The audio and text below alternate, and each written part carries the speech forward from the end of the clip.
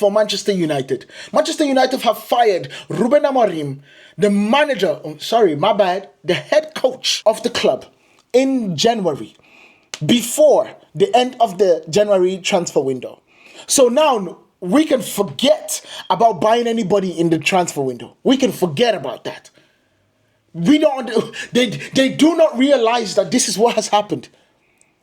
We can forget about buying anybody for January because nobody is coming to a club that instability is oozing with every step that we move.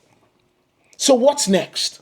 Who is the next manager? What is the next move for Manchester United? We already heard that Darren Fletcher, United's former midfielder and current under-18s head coach, has been appointed as interim manager following Ruben Amorim's dismissal. What can we expect in the short term? Fletcher will lead the first team in the upcoming fixtures, starting with Burnley. The role clearly going to be a caretaker through January, possibly into February and beyond if results improve. Now, one of the key things about this situation is that we have already gotten reports from the likes of Dave Ornstein that Fletcher is going to be the manager until the summer. Now, for permanent jobs, he's definitely not the favorite, but it's not impossible either. Some pundits have drawn parallel with Ole Gunnar Solskjaer interim to permanent rise in 2018. We know that. Now, the key part about Darren Fletcher is that he's familiar with the club culture. Has a good rapport with players. An under-18 managerial experience, but no senior managerial resume yet. And so this could be one for him. However, do we actually think that this is the best way to go for Manchester United? Put in an unproven manager. Put in a manager that has never coached in a senior team. Now, don't get me wrong. Sir Alex was actually trying to groom Fletcher to take over in managerial when he got that sickness that we all know he did. We all realize that. We all know that. However, I don't really believe that he is the right man to take over that duty. I don't believe that. I think we have way more potential successes for us to actually be linked to. Now, Manchester United's hierarchy and the bookmakers are actively speculating on the next long-term manager, and several names are emerging. Now, the main characters that have been reported, of course, Oliver Glasner, but I would be absolutely pulling my head out if Oliver Glasner is the guy that gets hired. Because you can't fire a manager that played 3-4-3 because he played 3-4-3 and because he was outspoken to go get a manager that plays 3-4-3 that is also outspoken. Why didn't you just leave this one in? You get me? That financial detail, especially for Manchester United that is crying about finances, is absolutely bonkers if we do that. Now, we also have to talk about it. He's currently one of the leading candidates in many lists. We know that for a fact. Touted to be tactically structured. He has a good tactical structure and his adaptability. We all know that those are the best things that Crystal Palace has shown this season and last. Likely seen as a coach who fits a more collaborative sporting structure for Manchester United. Of course, Enzo Maresca is also another name. Recently out of Chelsea role with a strong reputation, his experience with high-level club projects and strong assistant background under big managers linked due to his existing relationship with United sporting staff, Omar Benrada. However, he was not willing to do the head coach job. He wanted to be the manager. That is the reason why he was fired from Chelsea. So that doesn't work. That right there does not work. And then we can talk about Kieran McKenna. Kieran McKenna, being that he's a good manager with Ipswich, all of a sudden went back down. He got relegated last season. So even the thought of Kieran McKenna coming to Manchester United is making my skin crawl. Previously considered by Manchester United board in earlier managerial circles, seen as a progressive coach capable of fitting in INEOS sporting system. However, we all saw what he did last season in the Premier League.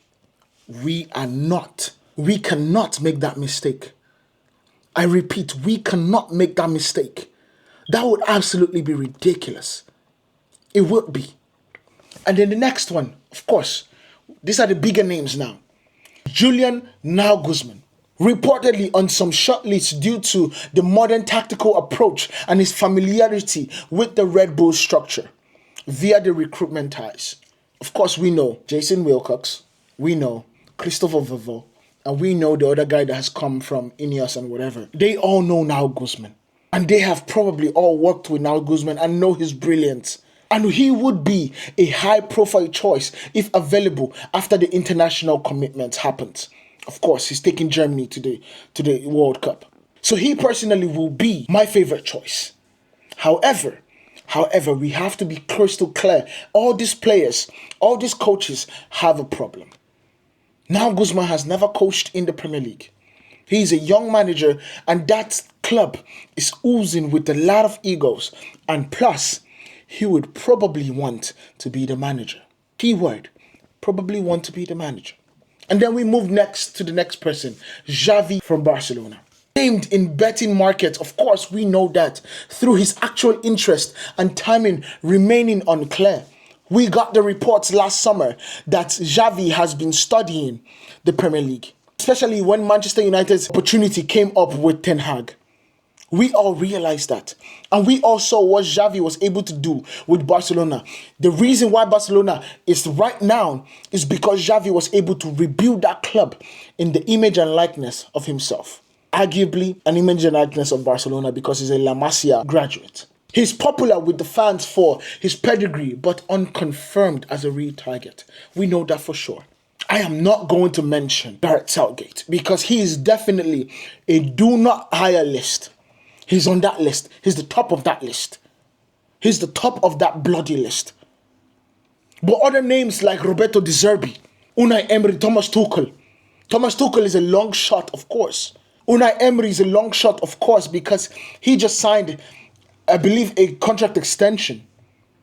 However, Roberto De Zerbi, he might be one of the best managers in Europe right now, but one thing is absolutely clear. He will clash with every single person if he doesn't get what he wants. And that right there is also another problem. So what is the timeline looking like for Manchester United? When will the permanent manager arrive? Short term, in the next 1 to 3 weeks, we might see another manager, Fletcher or another caretaker. We might see that. Some outlets suggesting Michael Carrick as a possible caretaker through June may lead while headhunters work on a permanent target. In the midterm, maybe at the end of January window, clubs may often have clarity, at least by mid-window, to then influence January transfers and minimize disruptions. Long-term in this situation, summer 2026. If United choose to wait for the right profile, those contracts elsewhere or high-profile tactical managers, a summer appointment could be prioritized over a rushed January hire. And I believe that should be the case. Now, the strategic considerations for Manchester United. We need to look at the sporting structure again. We need to be absolutely clear about things that are going on. Absolutely clear. Because it will not make any sense if we go on and act the same way that we have done. The next appointment must align with the club's structure under INEOS, where the head coach autonomy is balanced with sporting director collaboration. Failure of this alignment contributed to Ruben Amorim's departure. And we must make sure that it doesn't repeat itself. If not, fire the board. Fire the entire board. Style and identity. United have struggled for a consistent playing identity. The next manager likely will be judged on these 3 things. And I'm going to give you a little bit more explanation. Tactical flexibility, development of youth talent, ability to compete for top 4 and in Europe. The pressure and expectation is absolutely high from now. United's next manager must and will face immediate performance expectations, tighter margins for error because of Ruben Amorim's public fallout with the leadership, because the fans are tired. The fans are absolutely tired. So what's most likely in this situation? Darren Fletcher will lead as interim immediately. The search will intensify in January with 4 to 6 candidates considered. Permanent appointment likely between the late January or an early summer, depending on candidate availability, performance under Fletcher, transfer window priorities. Now, the top odds on current favourite, of course, is Oliver Glasner, Enzo Maresca, and in my mind, Julian Nagelsmann or Kiri McKenna. Those, for me, are the top odds in terms of favourites. You understand? But we need to get this right this time. I refuse to believe that we have become like Chelsea. I refuse to believe that we are allowing things to absolutely run helter-skelter. We need to do better, Manchester United. I'll see you guys in the next one. Make sure you guys hit that follow button, hit that like button, and I'll see you guys. Comment down below who you think Man United should be. Who is Man United's next manager? I'll see you guys in the next one.